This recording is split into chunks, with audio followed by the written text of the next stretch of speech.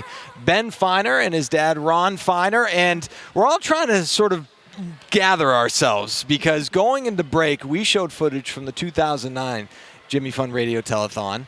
And it was a 13-year-old Ben who had been recently diagnosed with lymphoma, with anaplastic large cell lymphoma. And you go on the radio and you say, I don't really care what happens to me.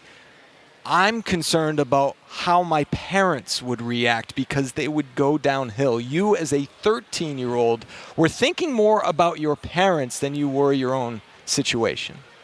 Yeah, I mean, it's always been that way a lot for me, is that it's very much more important to me about how the people around me feel. It helps me feel good when the people around me feel good. And that goes the other way. If the people around me are struggling, it makes me struggle.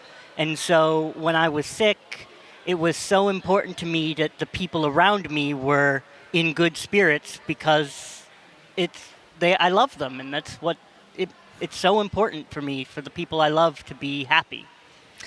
What do you remember about your time at Dana-Farber? And maybe in relation to that, from what I understand, the team cares so much about making sure that the experience is as easy, or that cancer isn't the focus of the experience. They try to be helpful and distracting and all that. What do you remember from your time there? I mean, that's exactly it. When it comes to being treated at the Jimmy Fund Clinic, at Dana-Farber, and the whole Longwood medical area in Boston, is that they work so hard to make it not just being treated and surviving, but living, having fun while you're there. The people in the Jimmy Fund having celebrities or sports players visit, having game systems or toys or arts and crafts projects. They work so hard to make life enjoyable. And at the end of the day, I mostly remember fondly my treatment, even if it was one of the hardest things in my life,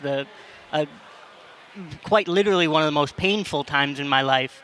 I remember mostly being happy, the good things I got to do, being on the telethon, going to sports games, just meeting people. My time there is probably, while it was one of the most painful times in my life, also one of the happiest times in my life, and that's what they do there. Ron, yeah. Ben is talking from his perspective, but right. From a parent's perspective at the time, to hear, I mean, we heard a little bit from 2009, yes. Where it's like it's not fair that it's him. It should be an adult. An adult is yes. The one that should have to go through this. We certainly were very upset that our son was diagnosed with a cancer. We tried to say to him, it shouldn't be our child. It should be a parent who has to suffer like that. He didn't want to hear that. All he wanted to know was that this was his to take care of, and he was going to do that. And the treatment he got at the Jimmy Fund was phenomenal. As he was saying, they kind of pushed aside the word cancer and worked with him. Yeah, you're sick. We'll treat this. We'll get you fixed up so that you can still live a life. And that was just incredible. And even us as parents, they treated us so well as parents, keeping us informed what was going on, even at maybe a higher level than Ben knew. But it was just incredible, the people that helped us at the Jimmy Fund. One of the things that when we have guests here, guys, that they talk about, and I want to ask you about how you're giving back, is because of their experience being so positive, and they feel that they just want to make sure anyone going through this in the future is going to have the same experience. So they want to give back. They want to stay in touch with, whether it's from a distance or directly with Dana-Farber and Jimmy Fund. So how are you right now using technology to kind of give back? Yeah, so when I was first starting treatment, I used a laptop, and I didn't have a cell phone at the time, but a laptop to keep in touch with people constantly, doing Skype calls and things like that.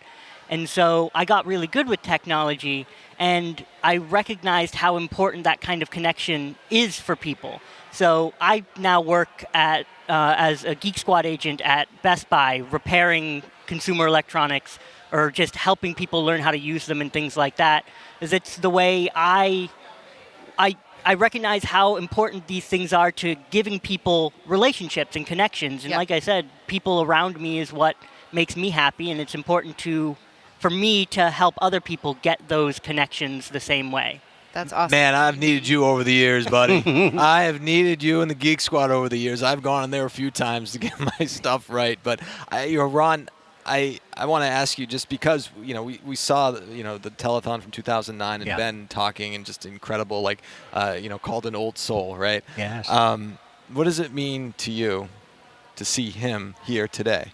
Oh, Healthy. it enlivens my wife and us so much to see how far he's come from the days we first went into the Jimmy Fund. I still remember the time he got tested, and the doctor said, "Don't worry, it's not cancer," and it came back as cancer. And Ben went and yelled at the doctor, "You told me it wasn't going to be cancer, but it's cancer.